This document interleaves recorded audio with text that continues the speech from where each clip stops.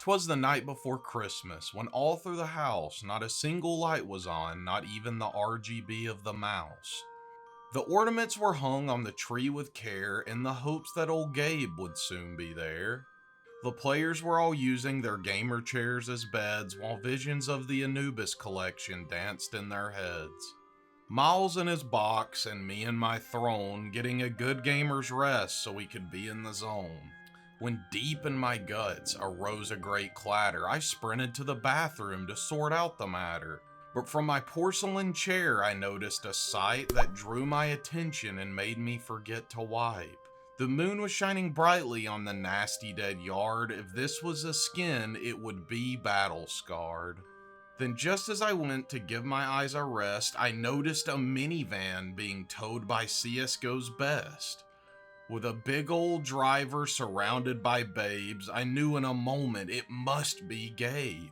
More rapid than fiber internet his couriers they came, and he whistled and shouted and called them by name. Now Deha, now Dupree, now Pasha, now Valde, on Kerrigan, on Cadian, on Duma and Brolin. Someone smoke porch and another smoke hall. Now rush mid, while they can't see at all.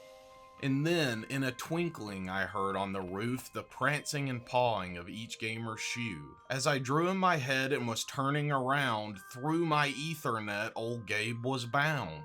He was dressed in a mink and had on some Crocs. Like a true gamer's gamer, he was Gucci down to his socks.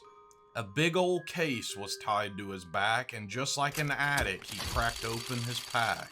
His eyes had black rings, and his pimples were plump. His neck was full, and his nose packed with gunk. He pulled from his case a small USB, which he stuck in my computer and smiled with glee. He quickly opened my Steam and added some balance, and then uninstalled one of my games with a face full of malice.